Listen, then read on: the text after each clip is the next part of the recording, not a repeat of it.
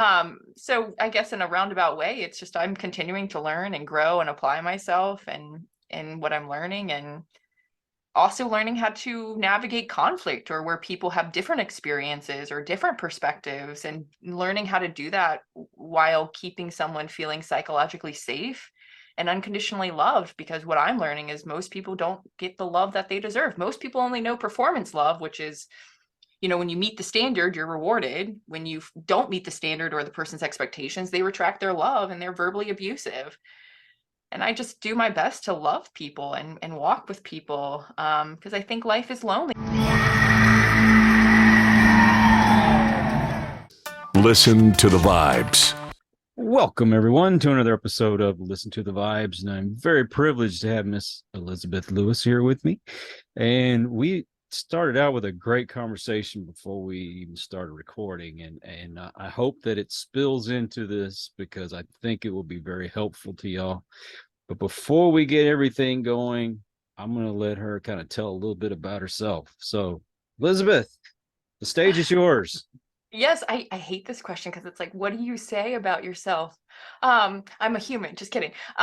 So I work as an executive coach and business consultant. I'm a nerd. I'm working on my second graduate degree in psychology, and I'm probably going to get my MBA afterwards. Like, I've decided some people are going to have kids. I'm just going to collect degrees. The degrees are going to be my kids. That's just what I've decided. It's going to probably be a lot less expensive at the end of the day, when things are all done. Went on a tangent there because of my weirdness. So yay. And I have a dog named Moo Moo who is like my child. Well, I mean, if you want any, I'd be glad to send them your way, but I think my kids are probably close to your age. So Well, then they are adults and they can just move on out when they get here. yeah, my youngest is 25 and the oldest is 30. So there you go. Yep. A little older than your oldest, but hey, I'll take the compliment. Hey, I thought you was probably closer to the youngest one's age. So You know what's so funny? I get told I'm 33, and the older I get, the more people tell me I look like I'm in my 20s. I'm like, I'll take it. Thanks, guys. But look closely. I got gray hair. I think I got you beat on that, though.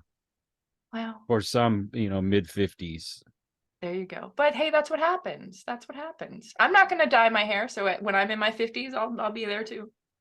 Yeah, I tried that. I didn't like it. It didn't look natural, and I just said, I'm just gonna let it gray out. I don't care. It's too much time. I It used is to too much get time. highlights and it was like 2 to 4 hours a time, and I'm like, wow, this is too much of a commitment for me. No, that's right. But anyway, you are an executive coach, like a business coach, that kind of thing. I was reading, you could say you can change people in as little as 3 sessions. Yes. So the empirical studies are saying that the average coaching agreement, whatever word you would want to use, it takes about 4.5 sessions for people to start to see changes. My clients start to see changes in less than 3 sessions. Typically, it's about 2 sessions that they'll start to see transformation. I mean, even to the point of like maybe they have a 2 in self-esteem. We'll do self-esteem work for one entire session, and which is like 45 minutes to an hour. And the next session, you can already start to see that they are drastically better with their narrations and their self-talk and how they see things. Because if we're honest, like a lot of the things that we struggle with as adults is due to our misconceptions and our lack of education as children, because it's not like school's giving us any psychoeducation, which quite frankly, I think they should. I think it would have been better than learning grammar 15,000 times. And now I don't really remember much about grammar. So you'll have it. But I spend a lot of time teaching and educating clients, and that verbiage really helps them, because a lot of times we don't have the words to express what we're struggling with. And so if we can kind of shift their thinking, that will help. But I also I can't think of my words right now. I'm an expert. I don't like saying that because it sounds like so prideful. But I specialize. That's the word I prefer. I specialize in neuropsychotherapy. So I spend a lot of time studying the brain. And so based off of what people are telling me helps me understand where their brain is either impoverished or overdeveloped. And so then I'm more intelligent with my words to make sure that mirror neurons are happening where I start to rewire their brain without them knowing, which makes it sound like I'm like, brainwashing them or being rude or being cruel or what have you. But you want to always be in therapy or with a coach that understands how to rewire your brain without you 100% knowing it, because it allows for more of a clean process and transformation with your psychology, if that makes sense. It always sounds like I'm like being an evil witch when I say that, but I don't mean it that way. Well, they say you have two dogs inside of you, and Yeah. the one that you feed the most is the one that's going to be more dominant. I feel like I have three or four. Well, when you really take a look at our emotions, I think our emotions fall into two things. Either we're operating with love or we're operating with fear, because sadness would be operating with love at the end of the day, especially grief, right? There's some love there depending on the situation. And so I guarantee you might feel like you have a lot, but I think there's still probably two. And to your point, that's a great analogy. I spend my time feeding the positive one because I like to help people enter the kingdom of faith and leave the kingdom of fear, because I believe fear is our number one killer. Yeah. And if you stop and you realize that 80% of all primary care visits are due to stress, then at some point you have to realize our biggest issues in life are psychological, because you're not waking up in the morning going, am I going to get leprosy today? You're just not doing that. Just not happening. So what usually is bothering us is all psychological. So it's learning how to be present moment in your focus. It's learning how to trust something bigger than yourself. I think that's huge. And there's a branch called neurotheology and neuroscience that's proving just the power of spiritual connection and that we're truly wired for it. And really just learning how to be content where you are and making the best out of life, and learning not to catastrophize, which is really participating with fear, because faith and fear are equal in substance. Neither ones usually happen when you start freaking out psychologically. And probably the number one phrase in the Bible is fear not. Right? Right? But yet it just seems to take us all over. I'm very guilty of this. I can't tell you how many times I feel like I'm on the right path and I'm staying positive, and then something doesn't go my way. I'm I'm pitching a fit. I'm upset. I feel like the world's coming down on me, and I have no patience anymore. I it's hard to describe all that goes through my mind. All my doubts, all my fears, constantly going around in my brain. And part of me is like, no, you have to stay positive. You have to stay positive. It's the only way you're going to get ahead. And then, well, that's not working for you so far, but yes, it's going to work. No, it's not going to work, constantly. And I want to get that out of my head. Yeah.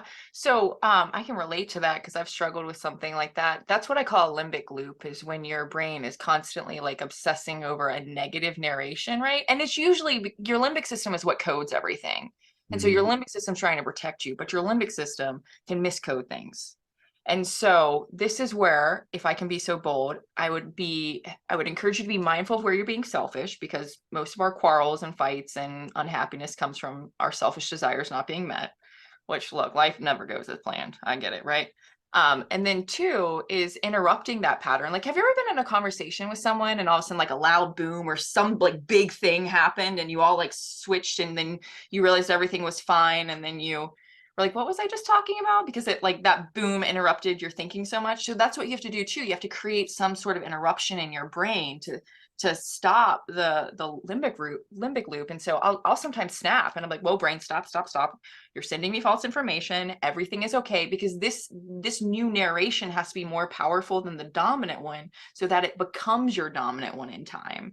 And so when I was really learning how to trust God, which was like, that like that's not an easy thing, and the Bible spells it out but doesn't spell it out at the same time, and not for the detail oriented in me.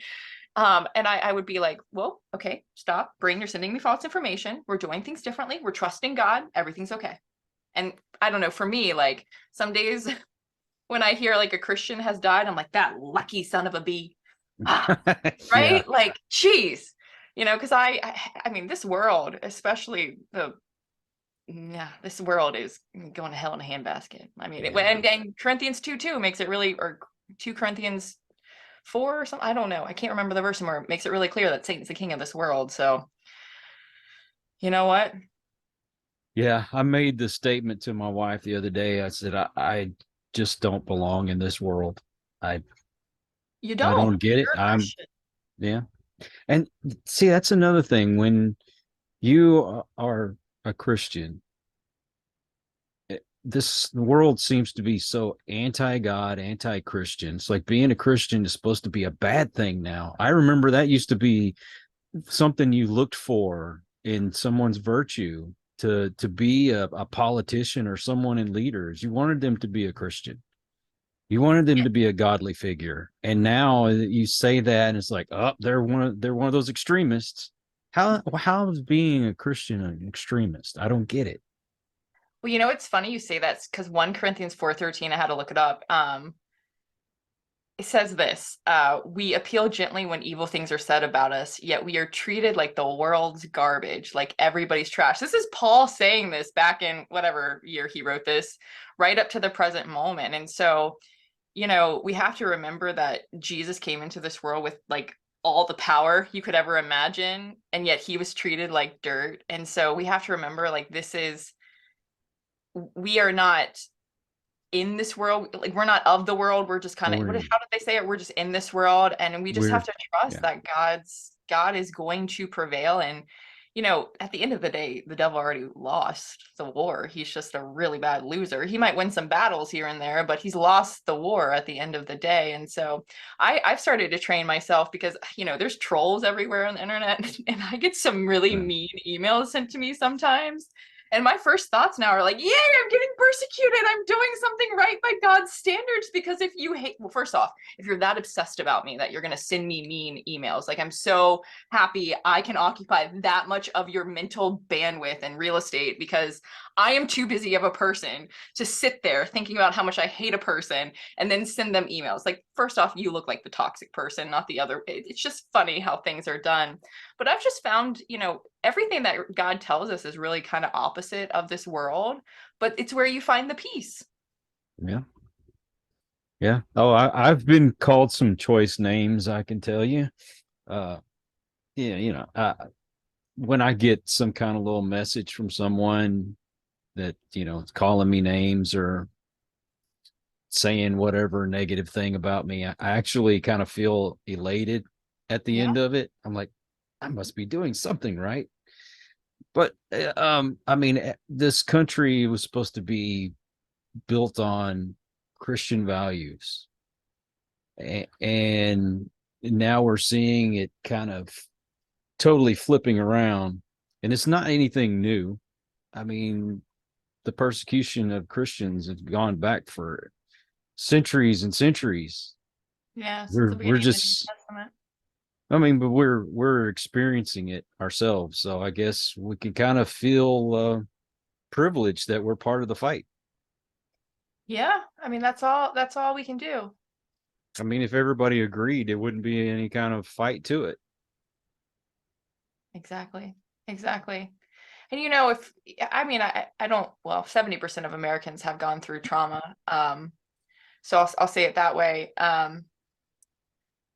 But the Bible makes it really clear that suffering is what builds endurance, character, and perseverance. And so I think as humans, like our flesh minds, we want the easy button at the end of the day.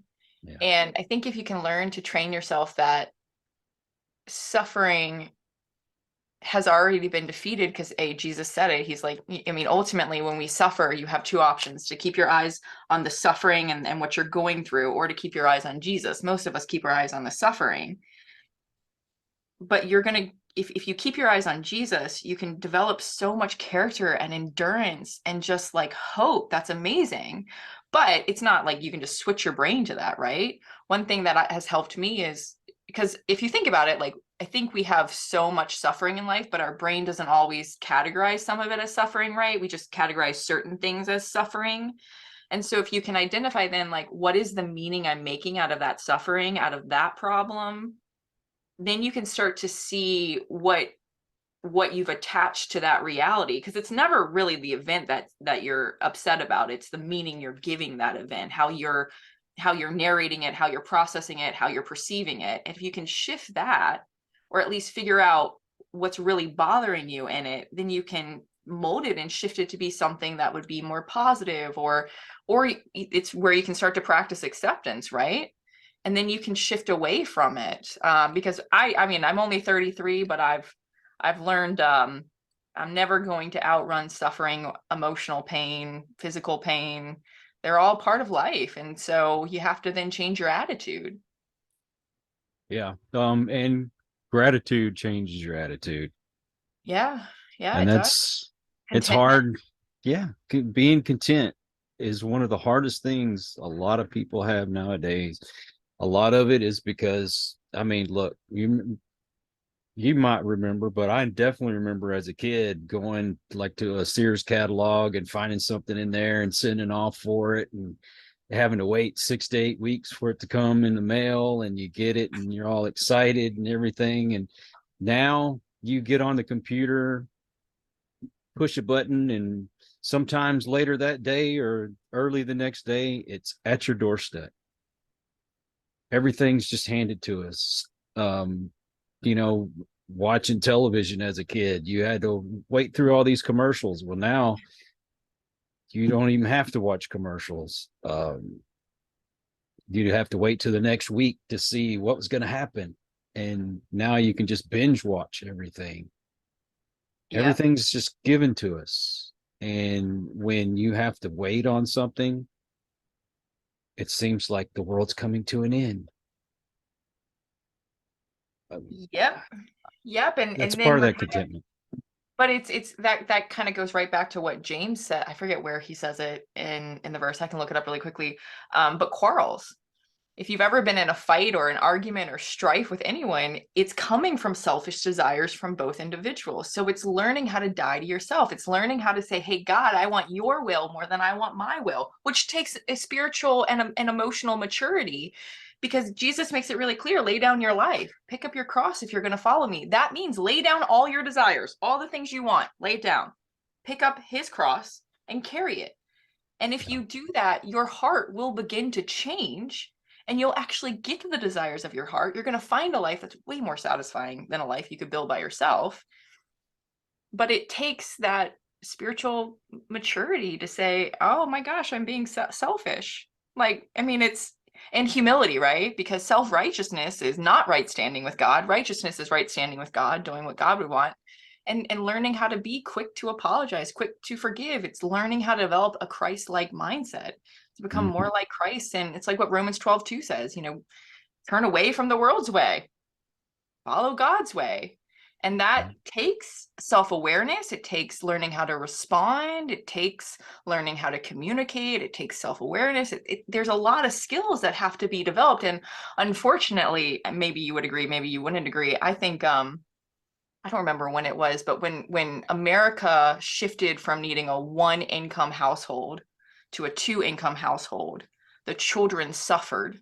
Yes. The children lost the ability to learn love that was unconditional, that was more of the mother's role. I mean, God forbid if I make someone angry with women's right here, but I think that also screwed us to some degree. Like, yes, women should have rights, but like sometimes we don't need to go to the extremes. And I like working and I'm not going to be a mom. So like, let me clarify that. But when we went to that two income home, so much fell apart and so much was lost and neglected, you know, like, hate to break it to you guys. I don't have kids, but I do know they're a shit ton of work. Pardon my language. Well, I totally agree. I mean, the fact that my first wife and I, we both worked and our kids suffered a lot from it. And my old self was alcoholic, drug addict. I spent so much time just basically thinking about myself. They suffered that way too. But this world seems to be focusing in on the self, the ego. Oh yeah. I mean, God, My biggest pet peeve with the self, by the way, is self-help sections, self-help books. I want to create a Jesus help section, quite frankly. The self-help blows me away. What have you ever done by yourself? You sure as hell didn't learn how to walk by yourself. You didn't learn how to Nope. drive by yourself. You didn't learn how to do shit by yourself, because guess what? Most of us are social learners, meaning you're learning from observing. Well, if you're observing someone else do it, or if you're reading a book on how to do it, you didn't do it by yourself. Going to therapy, you're not doing it by yourself. Yeah. I mean, you don't do much of anything by yourself. You didn't learn how to eat by yourself. I mean, like maybe we could argue like some humanistic stuff like going to the bathroom, but still then somebody potty trained you to tell you where to go. Well, we were taught to be selfless at one point, to do for others. And it's totally reversed now. It's all about the self. I mean, you see, I've watched a lot of videos where people react to TikTok videos, Mhm. and all these people are about, look at me, look at me. This is what I want. If you don't like what I like, then I get to punch you in the face, that kind of thing. And so, with all this that I'm trying to get to the point, and I hope I can do that real fast, is that with what you do and the way the world is now, how are you able to be successful in this climate? Well, I first guess we need to ask, how do you define success? Well, I would say that with what you do and helping others to become successful, that in turn shows that you are successful. So then I'm assuming your definition of success is the fact that clients are getting transformation, just to be clear. Well, I guess that's what you could say. Yeah. Well, I didn't intend to do this for a living. I got my first graduate degree in psychology to fix myself because no therapist was giving me the answers that I wanted on how to transform. They just like obsessively want to talk about like mute points. Um, so I have learned in the Christian realm, God gives us all gifts, right? One of my gifts is the ability to discern spirits, which has taken me a handful of years to learn how to like navigate that gift. I can psychoanalyze a person in less than 5 minutes and be extremely accurate. Even when people say I'm not accurate and they have a tantrum and they walk off, I'm like, okay. Um, uh, I love what I do for a living. I'm happy. It's what God's put me in. I fought it for years. I'll tell you that too. But I keep my eyes focused on kingdom things and not earthly things. And I mean, I have my days by all means, or I really like to say more of my hours.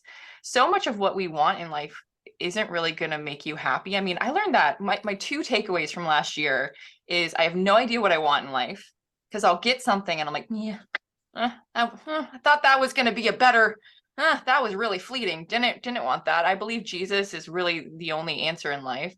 And number two, I learned nobody has a clue of what they're doing in life. Nobody knows.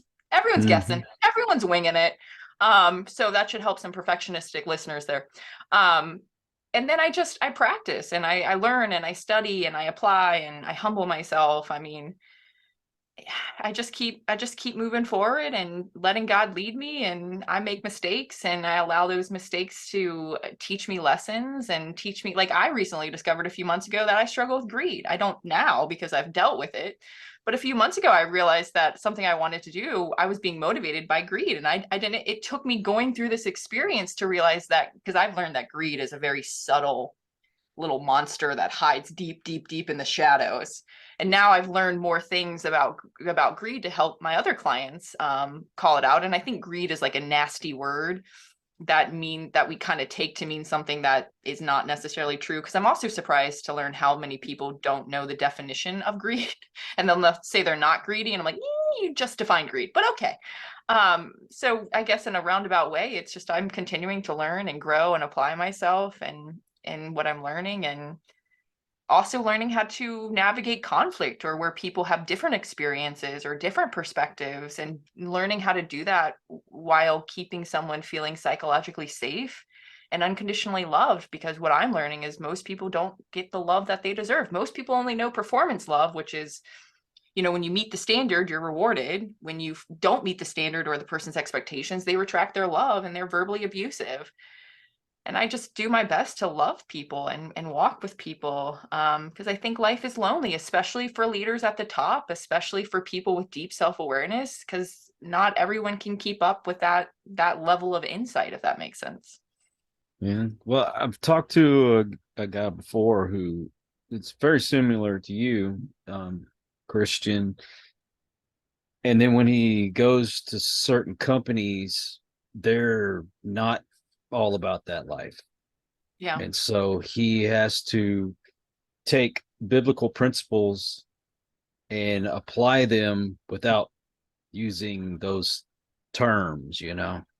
Yes, I It's do. not, I don't, it's not, you're not tricking somebody. You're just basically, you're just saying, okay, well, let's put it in a different way. Yeah. You Y- also have to remember that only 9% of Christians read their Bibles, so most people have no idea what's in the Bible. I'm learning that each and every Yeah. day.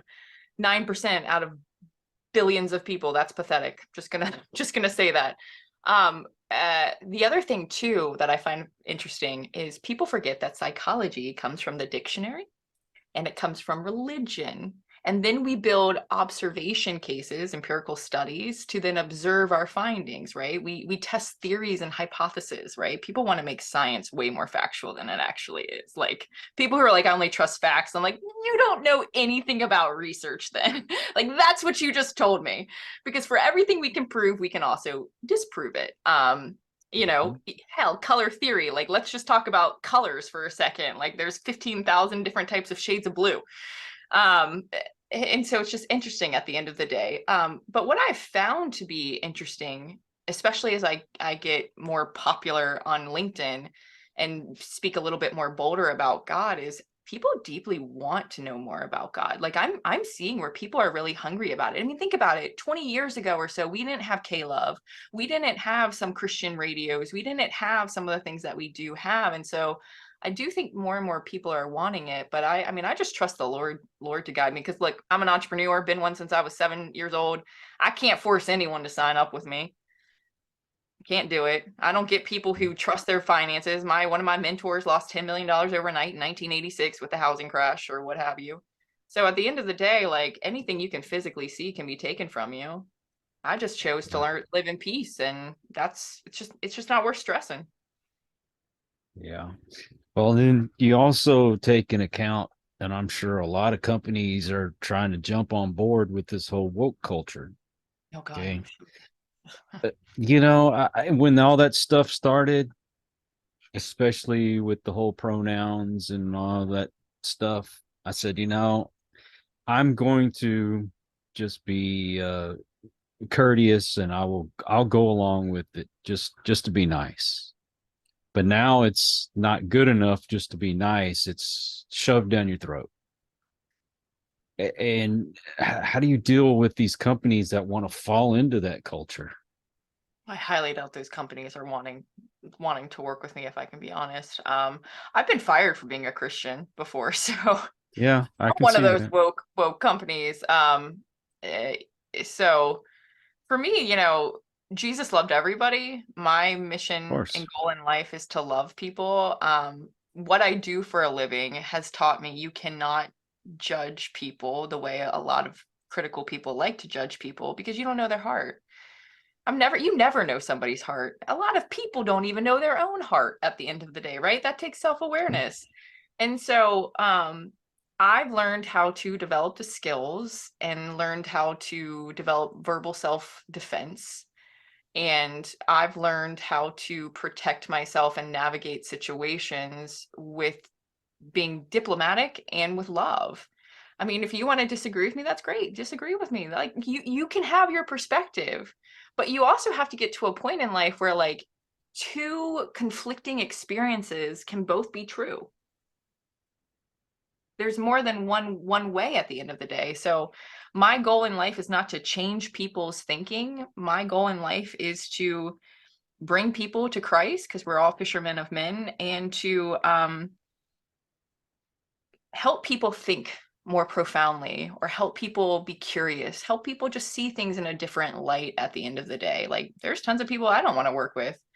And at the end of the day too, like psychotherapy is not going to be effective for everybody. I mean, we know that. I mean, if you've Mhm. never had safety imprinted in your brain, it's a waste of your time to go to a therapist.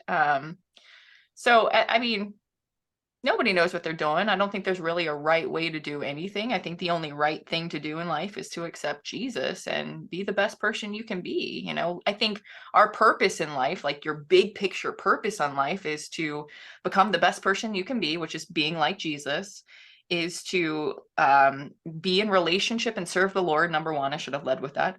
And number three is to create other relationships with people, because we're supposed to be relational. We're human beings. We're not human doings. I think America's obsessed with financial success, which is greed, and or form of greed. And I think, you know, if you can just learn how to do that in time, your specific mission will reveal itself. There's seasons for everything, right? It's just learning the season. There's That's right. deconstruction seasons, there are construction seasons, there's like, holy crap, like let me just shoot myself in the head seasons. Please don't actually do that, but I've had Book of those thought Ecclesiastes, right? processes. Don't kill yourself, it's not worth it. Right. But you know, I think it's just, life is never, it's learning how to not think in permanency at the end of the day. And look, I don't want to work with some of the liberal companies out there, and like Starbucks. I'm just gonna label one. Okay, I think Starbucks is a little woke. I go into Starbucks multiple times a week.